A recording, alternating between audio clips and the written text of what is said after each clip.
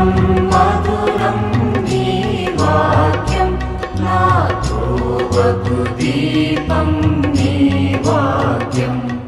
యేసు నామంలో మీకు శుభములు సమృద్ధిగా కలుగునుగాక. మధురం నీ వాక్యం అనే కార్యక్రమానికి స్వాగతం. ఈరోజు మనం దేవునికి ఇష్టమైన ఉపవాసం అనే అంశాన్ని మనం ధ్యానించుకుందామండి. మధురం మధురం నీ వాక్యం నా త్రోవకు దీపం నీ వాక్యం. వాక్య భాగం యెషయా 58. యెషయా గ్రంథం 58వ అధ్యాయం మీరు చదువుకోవాలండి. అక్కడ దేవుడు తనకిష్టమైన ఉపవాసాన్ని గురించి చెప్తారనమాట. మనుషులందరూ ఉపవాసాలు చేస్తారు, మనమే కాదండి, వేరే వాళ్ళు కూడా చేస్తుంటారు. శుక్రవారము మరి ఎర్లీ చర్చ్ అయితే కంపల్సరీ తప్పకుండా వెడ్నెస్డే ఫ్రైడే ఉపవాసం చేయాలి అని అప్పుడు శాసనం చేశారు. ఇప్పుడు కూడా ఫ్రైడే చేస్తూ ఉంటాం. యేసు ప్రభు మరణించిన రోజు కనుక నా కొరకు ఆయన మరణించారు అని ఆయన శ్రమల్ని ధ్యానించుకుంటూ ఈ శరీరాన్ని నల్లగొట్టుకుంటూ ఆత్మలో మనం బలపడాలన్నమాట. ఆత్మకి వాక్యం అనే భోజనాన్ని పెట్టాలి. సాతాను శోధిస్తాడు కదండి, ఈ రాళ్ళని రొట్టెలుగా మార్చుకోను, దేవుని కుమారుడు అయితే నీ ఆకలి తీర్చుకో అని సవాల్ చేస్తాడు. ఎందుకంటే యేసు ప్రభు 40 days 40 దినాలు ఉపవాసం చేస్తారు. అయితే అప్పుడు ఆ సాతాను చెప్పిన దానికి యేసు ప్రభు లొంగడు. కానీ దేవుడు ఆయనకు చెప్పింది ఏంటి, ఆ సాతాన్ని ఆత్మ కాబట్టి ఆత్మ ఖడ్గంతోనే ఓడించాలి. దేవుని యొక్క వాక్యము ఆత్మ ఖడ్గం అండి. మానవుడు కేవలం రొట్టె వలన కాక దేవుడు వచించు వాక్కు వలన జీవిస్తాడనే ఖడ్గంతో సాతాన్ని ఓడిస్తాడనమాట. 3 శోధనలు కూడా వాక్యం అనే ఖడ్గంతోనే సాతాన్ని ఓడిస్తాడు యేసుప్రభు. మనం కూడా నేర్చుకోవాలండి. యేసుప్రభు యొక్క సైన్యం మనం కనుక యుద్ధం చేసే లెవెల్లోకి మనం రావాలి. యుద్ధం చేసేటప్పుడు మనకు ఒకవైపు ఒక చేతిలో ఖడ్గం ఉంటుంది, ఇంకో చేతిలో డాలు ఉంటుందన్నమాట. సో వాక్యం అనే ఖడ్గం లేకుండా సాతాను శోధనలు ఎట్లా జయిస్తారండి? అందుకే ఆ శోధనకి పడిపోతూ ఉన్నారనమాట. ఆ విధంగా చనిపోతున్నారు యవ్వనస్తులు. ఈ తాగు, ఈ డ్రగ్ తీసుకో, ఈ సినిమాలు, ఈ అమ్మాయిని ప్రేమించు. ఎందుకనంటే వాక్యం లేదండి. దైవ జ్ఞానం లేక నా బిడ్డలు నశించిపోతున్నారు అని హోషేయ 4:6 దేవుడు మన పట్ల మనల్ని జ్ఞాపకం చేసుకొని ఆయన విలపిస్తున్నారండి. ఇర్మియా గ్రంథంలో ఆయన చెప్తారు, మీరు ఇలా నేను చెప్పినట్లుగా వినకుండా ఉంటే మిమ్మల్ని తలంచుకొని నేను ఏడుస్తానని చెప్తున్నారు. పిల్లలు దారి తప్పితే తల్లులు ఎట్లా ఏడుస్తారండి? అలాగే అసలు దేవుడే మన గర్భంలో ఆయన బిడ్డల్ని సృజించాడు, కానీ దేవుని బిడ్డలు ఆయన ఎంత ఏడుస్తాడు చెప్పండి. దేవుడు చెప్పినట్లుగా చేయడమే ఉపవాసం అండి. ఇది తినాలి, ఇది తినకూడదు, ఇది అది అని కాదు, కానీ ఎక్స్టర్నల్ థింగ్స్ కాదు, కానీ దేవుని యొక్క వాక్యం ప్రకారం జీవించడం, దేవునికి విధేయత చూపించడం అన్నమాట. అది మనకిష్టమైన ఉపవాసాలు కాదు. కానీ కొంతమంది ఇలా చెప్తుంటారు, నేను మాంసం తినను, కొంతమంది నేను సీసాలు తాగను, కొంతమంది సినిమాలు చూడను, అంటే 40 days అన్నమాట. అది ఎక్కడ దేవుడు చెప్పారా మరి, లేకపోతే సాతాను చెప్పాడా అని అనుకుంటా అనమాట నేను. ఎందుకంటే పేతురు చెప్తాడండి, 2 లేక 22 తప్పకుండా చదువుకోవాలి, అది నేను చెప్తాను మీకు. కుక్క తాను కక్కిన కూటిని తిరిగి ఆశించినట్లు అవుతుందంట. ఏ పాపాన్ని విడిచిపెట్టి మళ్ళా ఆ బురదని విడిచిపెట్టి చీకటి నుంచి వెలుగులోనికి వచ్చి తిరిగి అక్కడికే వెళ్తే అప్పుడు ఏమంటాడంటే, పేతురండి, నేను కాదు, పంది పొర్లాడటానికి మళ్ళా తిరిగి అక్కడికే వెళ్ళినట్లుగా అట్లా ఉంటుందంట సామెత. అట్లా సామెత చెప్పినట్లు ఉంటుంది. ఒక వ్యక్తి మరి పాపాన్ని విడిచిపెట్టి తిరిగి మళ్ళీ అక్కడికి వెళ్తే ఎట్లా? 40 days కక్కేశారండి. దేన్ని కక్కేస్తారో మరి, ఒక్కొక్కరు ఒక్కొక్కటి. ఆ కక్కిన దాన్ని మళ్ళీ వెళ్ళి మళ్ళీ దాని దగ్గరికే వెళ్తే ఎట్లాంటి కంపారిజన్ ఇస్తున్నారో చూడండి. కుక్క కక్కేసిందంట, చాలా ఎక్కువ తిన్నదేమో, మళ్ళా సాయంకాలానికి ఆకలేసి కక్కిన కూడే తిన్నా, అట్లా కనబడతాం అన్నమాట మనం దేవునికి ఇలాంటి పనులు చేస్తే. అయితే ఇప్పుడు దేవునికి ఇష్టమైన ఉపవాసం చూద్దామండి. నాకు ఇష్టం అని చెప్పాను కదా, 6వ వచనం నుంచి ఉంటుందండి. యెషయా 58:6 అన్నమాట. అక్కడ ఏంటంటే దుర్మార్గులు కట్టిన కట్లను విప్పాలి. ఇది ఉపవాసం, దేవునికి ఇష్టమైందనమాట. ఏంటది దుర్మార్గులు కట్టిన కట్లను విప్పడము? కాడిమాను మోకులు తీయుట, బాధింపబడిన వారిని విడిపించుట, ప్రతి కాడిని విరగొట్టుట. అలాగే ఈ చేత్తో కూడా చూపిస్తా, ఇంకో చేయింది కదా. ఆకలైన వాళ్ళకి అన్నం పెట్టడం, బట్టలు లేని వాళ్ళకి బట్టలు ఇవ్వడం, రోగులని పరామర్శించడం. ఆ తర్వాత నీ రక్త సంబంధులకు సహాయము నిరాకరించొద్దు. ఇది నాకు ఇష్టమైన ఉపవాసం. 8 అన్నమాట. సో ఒక్కొక్కటి మళ్ళీ ధ్యానించుకుందామండి. నేను ఒకసారి చదువుతాను బైబిల్ నుండి, మీరు స్క్రీన్ మీద చూసి రాసుకోనండి. 8 పాయింట్స్ అన్నమాట. మీరు రాసుకోండి అని చెప్పానంటే నా ఉద్దేశం ఏంటంటే మీరు దాన్ని పాటించాలి అని. ఓకేనా? దేవునికి ఇష్టమైన ఉపవాసం, నేను ఇష్టపడు ఉపవాసం ఇది అంటున్నారు దేవుడండి. దుర్మార్గులు కట్టిన కట్లను విప్పుటయు, కాడిమాను మోకులు తీయుటయు, బాధింపబడిన వారిని విడిపించుటయు, ప్రతి కాడిని విరగొట్టుటయు నేను ఇష్టపడు ఉపవాసం.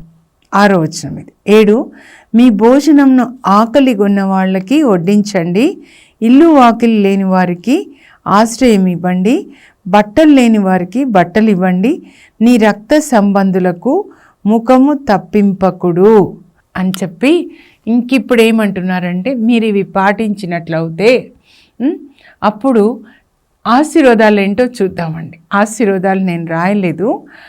అప్పుడు నా కృప ప్రాతంకాల సూర్యుని వలె మీపై ప్రకాశిస్తుంది. ఇప్పుడు దీన్ని ఏం చేయాలి? వాక్యాన్ని ధ్యానించుకోవాలి. దేవుడు ఎందుకు ప్రాతంకాల సూర్యుడు అన్నారు అంటే ఉదయకాల సూర్యుడు కదండి. ఉదయం 6 గంటల నుంచి సూర్యుని యొక్క వెలుగు మెల్లమెల్లగా వచ్చి పెరుగుతూ ఉంటుంది కదండి. దేవుని కృప మన విషయంలో అట్లా పెరుగుతుందంట ఇలా మనం జీవించినప్పుడు అన్నమాట. యోసేపు కూడా తన అన్నయ్యల్ని ఆదరిస్తాడు. అమ్మేస్తారండి అన్నయ్యలు. 20 వెండి నాణాలకి అమ్మేస్తే యోసేపు జీసస్ని అమ్మేసినట్టుగా యూదా ఇస్కరియోతు వాళ్ళు ఇష్మాయేలీలు 105వ కీర్తన చదివితే ఆయన మెడకి ఇనుప గొలుసులు కట్టి, చేతిలోకి గొలుసులు కట్టి ఆయనని ఒంటెలకి కట్టేసి ఈడ్చుకొని వెళ్తుంటే ఏడుస్తాడు. అన్నయ్య అన్నయ్య, ఒక్కొక్క అన్నయ్య, రూబేను పెద్దన్నయ్య అలా అని పిలుస్తాడు ఒక్కొక్కరిని. యూదా అన్నయ్య నన్ను ఇలా అమ్మేయకండి, దయచేసి నాకు మీరు కావాలి, నాన్న కావాలంటే పోరపో అనండి. కానీ ఆయన గవర్నర్ అయిన తర్వాత దేవుడు 22 సంవత్సరాల తర్వాత ఆయనను అమ్మేసిన 22 సంవత్సరాల తర్వాత వాళ్ళని యోసేపు దగ్గరికే తీసుకొస్తాడండి దేవుడు. అప్పుడు యోసేపు పగ తీర్చుకోడండి. వాళ్ళని తన ప్యాలెస్కి తీసుకెళ్ళి చక్కటి భోజనం, భార్య కూడా చెప్పుంటాడు, ఆసన ఆమె కూడా చూడలా, వీళ్ళందరూ మా అన్నయ్యలు, మంచి భోజనం తయారు చేయాలి. భోజనం తయారు చేసిన తర్వాత అందరినీ కూర్చోబెట్టి ఒక్కొక్కరికి వడ్డిస్తూ వాళ్ళు తిన్న తర్వాత వాళ్ళకి భయం వేస్తుంటుంది. గవర్నర్ ఎందుకు వాళ్ళే ప్యాలెస్కి పిలిచి మాకు అన్నం పెడుతున్నాడు అమ్మో అనుకుంటారు. అప్పుడు చెప్తాడు అందరినీ బయటికి పంపించి పని వాళ్ళని, నేను మీ నెత్తురు కండలు పంచుకొని పుట్టిన మీ తమ్ముడు యోసేపు నేనే, మీరు నన్ను అమ్మేశారు, నాన్న బ్రతికే ఉన్నాడా అని అడుగుతాడు. ఆదికాండం 45. అది చదివితే నాకు కన్నీళ్ళు వస్తాయి. ఎంత ప్రేమ అండి. ఏంటి ఈ తపస్కాలం అంటే ప్రేమగా జీవించడం అంతే. తపస్కాలమే కాదు, ఎప్పుడూ ప్రేమగా జీవించడం. క్రైస్తవ జీవితం అంటే ప్రేమ కలిగి జీవించే జీవితం అంతే. ఊరికే ప్రార్థనలు చెప్పడం కాదు. రండి అని పిలిచి ముద్దు పెట్టుకొని అందరూ రండి, ఇంకా కరువు ఇంకా ఉంటుంది, ఇంకో 5 సంవత్సరాలు ఉంటుంది, నాన్నని తీసుకొని రండి, మీ అందరూ కుటుంబాలు మీ పిల్లల్ని తీసుకొని రండి, నేను మిమ్మల్ని పెట్టుపోతలతో పోషిస్తానని అంత బాగా చూసుకుంటాడండి. వాళ్ళు వచ్చినప్పుడు ఐగుప్తుకి యాకోబు ఆయన పిల్లలు మగవాళ్ళు 70 మంది తిరిగి వెళ్ళేటప్పుడు వాళ్ళు 6 లక్షల మంది కరుణ చూపిస్తాడు యోసేపు. ప్రేమను చూపిస్తాడు. దేవుడు మన నుంచి కోరుకునేది అదే, మనం ప్రేమ కలిగి జీవించడం, అంతే. ఇంకా ఇప్పుడు ఒక్కటొక్కటి మనం చూద్దామండి. నా కృప ప్రాతంకాల సూర్యుని వలె మీ మీద ప్రకాశిస్తుంది. ఎక్కడి యోసేపు అండి? పోతీఫర్ ఇంట్లో బానిసగా ఉంటాడు, తర్వాత చెరసాల్లో వేయబడతాడు. కానీ దేవుడు ఆయన్ని గవర్నర్ని చేస్తారు. 80 సంవత్సరాలు గవర్నర్గా ఉండి అందరికీ కూడా కరువు కాలంలో ఐగుప్తు వాళ్ళకే కాదు అందరికీ ఆయన ధాన్యాన్ని అమ్ముతాడనమాట. అంటే అందరి ఆకలి తీరుస్తాడు, అందరికీ ఆశీర్వాదకరంగా ఉంటాడు. దేవుని కృప ఎలా పెరిగింది అని చెప్పడానికి యోసేపు విషయంలో నేను ఇదంతా మీకు చెప్తున్నానండి. మనం ఇతరుల పట్ల చూపించిన ప్రేమ దేవుడు మర్చిపోడండి. ఆయన అన్యాయం చేసే దేవుడు కాదు. హెబ్రీ 6:10 చెప్తారు, దేవుడు అన్యాయం చేసే ఆయన కాదు. మీరు మీ సోదరుల పట్ల మీరు చూపించిన ప్రేమ ఆయన మర్చిపోడు. ఎలా మీరు ఆయనను ప్రేమిస్తున్నారని మీ చుట్టూ ఉన్న వాళ్ళని ప్రేమించడం ద్వారా దేవుని పట్ల మీ ప్రేమను మీరు చూపిస్తున్నారు. దానికి తగిన ఫలాన్ని ఆయన ఇస్తారండి. మీ దేవుని కృప ప్రాతంకాల సూర్యుని వలె మీ మీద ప్రకాశిస్తుంది. రోజు రోజుకి దేవుని కృప ఎక్కువ అవుతుందండి. ఇలా జీవించాలి దేవుడు చెప్పినట్లుగా. అంతేగాని ప్రార్థన చేస్తున్నా మీ చేతులు చాచండి అవసరంలో ఉన్న వాళ్ళ కొరకు అన్నమాట. ఆ తర్వాత మీ గాయాలు తొందరగా మానుతాయంటండి. మీరు ఎప్పుడైతే సహాయం చేస్తారో మీ గాయాలు తొందరగా మానుతాయి అని చెప్తున్నారనమాట. 41వ కీర్తన 1-3 వరకు మీరు చదివితే, పేదలను ఆదరించువాడు ధన్యుడు, అతడు రోగిగా ఉన్నప్పుడు దేవుడు ఆయన్ని జ్ఞాపకం చేసుకొని స్వస్థత ఇస్తాడంట. పేదలకు ఇచ్చిందంతా కూడా పరలోకంలో మనం దాచుకునే నిధి అండి. సిరాక్ 29:11 ఉంటుంది. పేదలకు ఇచ్చినదే నీవు దాచుకున్న నిధి అనుకో, అది నిన్ను సకల ఆపదల నుండి కాపాడుతుంది. ఒక ఆరోగ్యమే కాదండి, అన్ని ఆపదలు. టక్కున యాక్సిడెంట్లో చనిపోవడము, లేకపోతే కోర్టు కేసెస్, లేకపోతే విడాకులు, లేకపోతే ఆకస్మిక మరణాలు, 4th స్టేజ్ క్యాన్సర్స్, ఇవన్నీ రావండి ఇలా జీవిస్తే. దేవునికి ఇష్టమైన ఉపవాసం అనుకోండి, మీ గాయాలు తొందరగా మానుతాయి. ఎప్పుడూ పేషెంట్గా మనం ఉండమన్నమాట. ఆ తర్వాత నా సన్నిధి మీకు ముందుగా వచ్చి మీరు ఎక్కడున్నా మీకు జయం. యోసేపుతో దేవుడు ఉన్నాడు కనుకనే అతడు వర్ధిల్లాడు. ఆదికాండం 39 ఉంటుందండి, 2వ వచనం చదివితే. దేవుని సన్నిధి మనతో ఉంటే ఎప్పుడు జయమే అండి, మనకెప్పుడు జయం అన్నమాట. ఆ తర్వాత మీ ప్రార్థన నేను ఆలకిస్తాను. మీరు ఎప్పుడు ఈ విధంగా జీవిస్తారో కరుణ కలిగి, అప్పుడు నేను మీ ప్రార్థన ఆలకిస్తాను. కొర్నేలి చూడండి, ఆయన ఎప్పుడు కూడా దాన ధర్మాలు చేస్తూ ప్రార్థిస్తున్నాడు.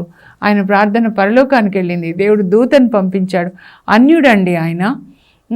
అన్యుడు కూడా మంచి నీతిమంతులు కొర్నేలిలాగా ఉంటారు కనుక ఆయనకి రక్షణ రావాలని పేతుర్ని పంపించి దేవుడు సువార్త వినేలాగా చేసి, ఆయనకే కాదండి అన్యులు అందరూ రక్షణలోకి వస్తారు. అపోస్తుల కార్యాలు 10 అన్నమాట. ఇంకా ఏంటంటే, మీరు నీరు కట్టిన తోట వలె కలకల్లాడతారు. నీరు తోట తనంతట తాను కట్టుకోలేదు కదండి, వ్యవసాయం చేసి ఆయన కట్టాలి నీళ్ళు. దేవుడు మనకి నీరు కడతాడంటే పరిశుద్ధాత్మ అన్ని ఆశీర్వాదాలు ఇస్తాడు. పరలోక ఆశీర్వాదాలు ఇస్తాడు, ఈలోక ఆశీర్వాదాలు ఇస్తాడు. మనం ఎట్లా ఉంటామంటే నీరు కట్టిన తోటలాగా కలకల్లాడతామంట. ఎప్పుడు ఉబ్బుకుచుండు నీటి ఊట వలె ఉంటారు. మీరు శిథిలమైన వాళ్ళ గృహాల్ని మీరు కడతారు. ఎన్ని ఆశీర్వాదాలు ఉన్నాయో ఒక్కొక్కటి మీరు రాసుకోండి. ఒకవేళ నేను ఇలా చెప్పేటప్పుడు ఒకటొకటి మర్చిపోయానేమో, నేను ఇక్కడైతే రాసుకొని వచ్చాను. మీరు కూడా ఇన్ని ఆశీర్వాదాలు ఉంటాయండి. మీ ప్రార్థన ఆలకించాలి. మీ పిల్లల చదువులు ఎగ్జామ్స్లో పాస్ కావాలి, మీ పిల్లలకి పెళ్ళిళ్ళు కావాలి, ఇవన్నీ ఉంటాయి కదా. మీరు ఇవి చెయ్యండి. ఇది ఒక ఇల్లు తాళం తెరవాలంటే ఆ తాళపు చెవి పెట్టాలి కదండి. పరలోకం నుంచి ఆశీర్వాదాలు రావాలంటే ఈ దేవుడు ఏదైతే చెప్పాడో అది తాళపు చెవి అన్నమాట. తాళపు చెవి పెట్టకుండా తాళం తెరుచుకో అంటే ఎట్లా తెరుచుకుంటుంది? నేను చెప్పేది మీకు అర్థమవుతుంది కదా. అలా ఉండాలన్నమాట. ఈరోజు అంటే ఈరోజు 18వ తారీఖు అండి రికార్డింగ్ అనమాట. సో యాష్ వెడ్నెస్డే ఈరోజు చర్చికి వెళ్తే మా ఫాదరు అక్కడ పెట్టారనమాట, టేబుల్ మీద పెట్టి ఒక్కొక్కరు ఇవి తీసుకొని కొంచెం డబ్బు, ఇప్పుడు మాంసం తినము, ఇవి తినము, అవి తినము, ఆ తర్వాత మీ పిల్లలతో కూడా పిల్లలు అవి ఇవి కొనుక్కుంటారు కదా, అదంతా ఇలా వేసేస్తే చివరి రోజు తీసుకొని వెళ్ళి ఇచ్చేస్తామండి చర్చిలో. అప్పుడు ఆ డబ్బుని పేదవాళ్ళ కోసం వాడతారనమాట. కొన్నిసార్లు రోగుల కొరకు పేదవాళ్ళ కోసం వాడతారు. నా ప్రక్కన ఒక సిస్టర్ కూర్చున్నారు, వాళ్ళ పాప కూడా ఉంది చక్కగా. నేను చెప్పాను, ఇంకా ఇప్పటి నుంచి క్యాంటీన్లో కొనుక్కోకుండా ఇందులో వేసేస్తే పేదవాళ్ళకి మనం ఇవ్వాలి అని చెప్పాను అనమాట. సో అందుకనే నేను తీసుకొని వచ్చాను. కొంచెం కొన్ని ఖర్చులు తగ్గించుకోవచ్చు. ఎలా మటన్లు చికెన్లు ఉండదు, ఇవి కూడా ఉండవు కదా, తర్వాత షాపింగ్లు ఏమి ఉండవు కదా. కాబట్టి మనం పేదవాళ్ళకి పెడితే చాలా బాగుంటుంది. ఎవరో కాదండి, మన ఇంటి ముందు ధనికుడు ఇంటి ముందు ఒక లాజర్ ఉన్నాడు. మన ఇంటి ముందు ఉన్న వాళ్ళకి, రోడ్లు ఊడ్చే వాళ్ళకి, నేను చర్చి నుంచి వచ్చిన తర్వాత రోడ్లు ఊడ్చామని పిలిచి పెట్టాను. ఈరోజు తప్పకుండా పెట్టాలి, ఎందుకంటే ఇది ఇంకా 46 days తప్పకుండా. యోబు 31:17 అండి. యోబు అంటాడు, అనాథలకి పెట్టకుండా ఒక్కరోజు కూడా నేను ఒంటిగా భుజించలేదు అంటాడు యోబు. ఆయన ధర్మాత్ముడండి. అందుకే సిరాక్లో 29:12 చెప్పాను కదా, పేదలకు ఇచ్చింది నువ్వు దాచుకున్న నిధి పరలోకంలో, అది నిన్ను సకల ఆపదల నుంచి కాపాడి బలమైన డాలులాగా అంట మనం చేసిన దాన ధర్మాలు. తర్వాత బరువైన ఈటె కంటే పోరాడి, మన శత్రువులతో పోరాడి మనల్ని కాపాడతాయంట. అందుకే దేవుడు చూడండి, యోబు చుట్టూ, యోబు పిల్లల చుట్టూ, ఆస్తిపాస్తుల చుట్టూ అగ్ని కంచె వేశాడు. సాతాను ఆ దేవుడు వేసిన కంచె దాటి రాకుండా కాపాడాడు. కనుక దేవుని దగ్గరికి వెళ్ళి పర్మిషన్ తీసుకోవాల్సి వచ్చింది. అప్పుడు దేవుడు అగ్ని కంచె తీసేసినప్పుడు వచ్చి తాకుతాడనమాట. యోబు పిల్లల్ని కానీ ఆస్తిని కానీ, యోబు శరీరం వరకే పర్మిషన్, ఆత్మకి పర్మిషన్ ఇవ్వరు దేవుడు. అలా మనం దాచుకోవాలన్నమాట. మత్తయి సువార్త కూడా 19:21 అండి. 19లో మనం చూస్తే ధనికుడైన ఒక యువకుడు యేసుప్రభు దగ్గర వచ్చి, నిత్య జీవం పొందాలంటే నేనేం చేయాలి? మంచి గురువు అంటారు, good teacher, what should I do in order to inherit the eternal Kingdom, eternal life, ఏం చేయాలి? వాట్ షుడ్ ఐ డూ అంటే, మంచి గురువు అంటున్నావు, దేవుడు ఒక్కరే మంచి గురువు అంటే యేసుప్రభువే దేవుడు, ఆయననే మంచి టీచర్. ఆయన చెప్పిందంతా, టీచర్ చెప్పింది శిష్యులు వినాలి కదా. ఆ 12 మంది శిష్యులైనా మనం కూడా శిష్యులే, మనం కూడా టీచర్ చెప్పింది మనం వినాలి. అప్పుడు యేసుప్రభు అంటారు, 10 ఆజ్ఞలు పాటించయ్యా అని చెప్తారు. 4 నుంచి వెనక నుంచి చెప్పుకుంటూ వస్తారు. తల్లిదండ్రులని గౌరవించు, హత్య చేయొద్దు, వ్యభిచరించొద్దు, అబద్ధాలు చెప్పొద్దు, దొంగతనాలు ఇవన్నీ చిన్నప్పటి నుంచి నేను చేస్తున్నా అంటే, అయితే ఇంకొకటి కొరతగా ఉంది. నాకు ఎప్పుడు ఏం గుర్తొస్తుందో తెలుసా, స్కూల్లో 34 మార్క్స్ వస్తే ఫెయిల్ అయిపోతారు కదండి కొన్నిసార్లు పిల్లలు. చాలా బాధ అనిపిస్తుంది నాకు పాపం. అన్ని సబ్జెక్ట్స్ బాగుంటాయి హైదరాబాద్లో, పిల్లలకి తెలుగు సరిగ్గా రాదండి. మిగతావన్నీ 70s 60s అట్లా ఉంటారు. 80sలో తెలుగు 34 మార్క్స్కి ఫెయిల్ అయిన కొంతమందిని చూస్తే చాలా బాధ అనిపించేది నాకు. అయ్యో, ఇంత కష్టపడి చెప్పామే, ఇంత కష్టపడి చదివారు, 1 మార్కులో ఫెయిల్ అయిపోయినాడు. జీసస్ కూడా ఇంకొక మార్క్, ఇంకొకటి నువ్వు పాస్ కావాలంటే ఏంటంటే, నీ ఆస్తి అమ్మి పేదలకి ఇవ్వు, అప్పుడు నీకు పరలోకంలో ధనం చేకూరుతుంది, అప్పుడు నువ్వు పరలోకానికి వస్తావు అని చెప్పి. ధనికుడు లాజరులో ఆయన కూడా కొద్దిగా పేదవాళ్ళకి మొత్తం అమ్మమని చెప్పలేదు. ఇక్కడ ఈయనకు మొత్తం అంటే ఆయన అంత ప్రేమిస్తున్నాడు ధనాన్ని అన్నమాట. జీసస్ కావాలి, ప్రార్థన కావాలి, పరలోకం కావాలి, కానీ ధనాన్ని హృదయం నిండా ధనమే, పెదవుల మీదనే ప్రార్థన అన్నమాట. నువ్వు అలా చెయ్యి అంటారు చూద్దామని. కానీ ఆయన వెళ్ళిపోతాడు ధనాన్ని ప్రేమించి వెనక్కి. రక్షణ పొందని ధనికుడు అని నేను చెప్తాను ఎప్పుడు ఈయనకి ఆ పేరు పెట్టి. యేసుప్రభు దగ్గరికి వచ్చిన ధనికుడు జక్కయ్య రక్షణ పొందుతాడండి, పశ్చాత్తాపడతాడు. తన ఆస్తిలో సగం పేదలకు ఇస్తాను, అన్యాయం చేసిన వాళ్ళకి తిరిగి ఇచ్చేస్తాను 4 రెట్లు. కానీ ఈయన మాత్రము వచ్చేసి మళ్ళీ వెనక్కి వెళ్ళిపోతాడనమాట. అప్పుడు యేసుప్రభు అంటారు, ఎంత కష్టం కదా ధనికుడు పరలోకంలో ప్రవేశించాలంటే, ఒంటె సూది బెజ్జంలో ప్రవేశించుట కంటే ధనికుడు పరలోకంలో ప్రవేశించుట చాలా కష్టం. ఎందుకంటే పరలోక రాజ్యము ద్వారము ఇరుకైనదండి, సూది బెజ్జమే. నరకానికి ద్వారము చాలా విశాలం, అందరు వెళ్ళొచ్చు ఏ కండిషన్స్లో. అబద్ధాలు ఆడొచ్చు, పాపం చూడొచ్చు, పాపం మాట్లాడొచ్చు, పాపం వినొచ్చు, ఆలోచించవచ్చు, శరీరంతో పాపం చేయొచ్చు, అందరూ వెళ్ళొచ్చు అన్నమాట.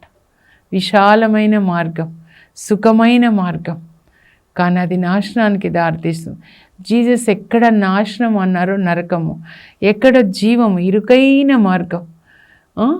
అది చాలా కష్టం, కానీ అది జీవానికి చేరుస్తుందంటే అది పరలోకానికి చేరుస్తుందండి. మనకున్న భోజనం సామెతలు 22:9 నాకు చాలా ఇష్టమైన మాట అండి. తన భోజనంను పేదలతో పంచుకొను కరుణామయుడు దేవుని దీవెనలు పొందును. ఇప్పుడు యాక్చువల్గా మనం ఇన్ని పనులు చేయడం కాదండి, యేసు ప్రభుతో మన పెళ్ళి జరగాలి, కనెక్ట్ అయిపోవాలి. ఆయన ద్రాక్షావల్లి, మనం రెమ్మలు, కొమ్మలు. ఆయనతో కనెక్ట్ అయిపోవాలి. ఆయనతో కనెక్ట్ అయినప్పుడు ఆయన కరుణ మనలోకి వచ్చేస్తుందండి. అప్పుడు మన ద్వారా ఆయన కరుణ లోకానికి అందుతుందన్నమాట. అదే హంగేరి ఎలిజబెత్ అమ్మ, పునీతులందరూ చేసింది ఏంటంటే, వాళ్ళ ఆత్మ దేవుని ఆత్మ ఒకటైపోయింది. అప్పుడు దేవుడు వాళ్ళలో నివసించి పని చేశారనమాట. కనుక 46 డేసే ఇలా ఉండండి అని కాదు. నాకైతే 97లో నా పెళ్ళి జీసస్తో జరిగింది. జరిగిన తర్వాత 40 డేస్ అని స్పెషల్గా, ఈస్టరు, క్రిస్మస్ స్పెషల్గా ఏమి ఉండదండి. నాలో జీసస్ ఉన్నారు కదా, మా ఆయన ఏం చెప్తే ఆ రోజుకి నేను అది చేస్తాను. ప్రత్యేకమైన దినాలంటూ ఏది ఉండదు. ఆ రోజు ఇది చెయ్యి నువ్వు అంటే అది చేస్తాను, వీళ్ళకి సాయం చేయంటే చేస్తాను అనమాట. అలా మనం దేవునితో కనెక్ట్ కావాలండి. కనెక్షన్ లేకుండా 46 డేసే అంటే అంజూరపు చెట్టుని యేసుప్రభు శపిస్తారు కదా. ఎందుకు శపించారంటే కాయలు లేవన్నమాట, పండ్లు, ఆకులు పచ్చగా ఉన్నాయి కానీ పండ్లు లేవు. ఎందుకు లేవు అంటే అది ఋతువు కాదు, అది సీజన్ కాదనమాట. సో మనకు కూడా సీజన్, తపస్కాలం, లెంట్ సీజనే ఇదే. ఇప్పుడే ఇలా చేస్తాను కాదండి, ఎప్పుడు. హంగేరి ఎలిజబెత్ అమ్మ రోజు 900 మందికి అన్నం పెట్టేవాళ్ళంట. వాళ్ళ అత్తమ్మ ఏంటి అంతఃపురాల్లో స్త్రీలు ఇట్లా బయటికి వెళ్ళి ఆ పేదలకి అన్నం పెట్టడము, ఇవి రూల్స్ కాదమ్మా, చెయ్యొద్దు అంటే వాళ్ళ అత్తమ్మకి చెప్పిందంట, అత్తమ్మ మిమ్మల్ని బాధ పెట్టాలని కాదు, నన్ను అర్థం చేసుకోండి. తీర్పు దినాన యేసు ప్రభు మనల్ని 4 ప్రశ్నలు ఇస్తారు. ఆకలేని వాళ్ళకి అన్నం పెట్టావా, బట్టలు లేని వాళ్ళకి బట్టలు ఇచ్చావా, రోగులని పరామర్శించావా, చెరసాల్లో వాళ్ళని దర్శించావా అని. అవును అవును అని చెప్పడానికే నేను ఇచ్చేస్తున్నా. ఇవన్నీ అవును అయితే అప్పుడు పరలోకానికి మనకి పాస్పోర్ట్, వీసా దేవుడు ఇస్తారండి. నేను ఎప్పుడు చెప్తాను, the love that we show towards the poorest of the poor is the passport and visa to heaven. అతి పేదలకు మనం చూపించే ప్రేమ మనకి పరలోకానికి పాస్పోర్ట్. సో ప్రేమ కలిగి జీవించేటట్లు దేవుడు మనకి కృప దయచేదురుగాక. ప్రార్థన చేసుకుందాం. పరలోకపు మా తండ్రి, మీ పరిశుద్ధ నామం నాకు స్తోత్రం కలుగునుగాక. ప్రభా, మాకిష్టమైన ఉపవాసం కాదు కానీ మీకిష్టమైన ఉపవాసం మేము చేయాలి. మీరేం చెప్పారో నాయనా అలా చేయడానికి మాకు కృప దయచేయండి తండ్రి. ఆకలేని వాళ్ళకి అన్నం పెట్టండి, వస్త్రాలు లేని వాళ్ళకి వస్త్రాలు ఇవ్వండి. మీ రక్త సంబంధులకు మీరు సహాయం నిరాకరించకండి అని చెప్తున్నారు. ప్రభా, తల్లిదండ్రులకు, మరి పేదలుగా ఉన్న తోడబుట్టిన వాళ్ళకి సహాయం చేస్తూ పేదవాళ్ళలో మిమ్మల్ని చూసి మా చేతులు నాయన వాళ్ళ వైపు చాచేటట్లుగా మమ్మల్ని కరుణతో నింపండి. యేసయ్య, నువ్వు కరుణామయుడు. నువ్వు మాలో నివసిస్తే మా ద్వారా మీ కరుణ లోకానికి ప్రవహించే కృపని మాకు దయచేయండి. పరిశుద్ధాత్మదేవ యేసు ప్రభు ప్రేమతో మమ్మల్ని నింపండి. యేసు నామంలో అడుగుచున్నాం తండ్రి, ఆమేన్. ఎప్పుడు ప్రేమ కలిగి జీవించడమే ఉపవాసం అండి. God bless you. Have a blessed day.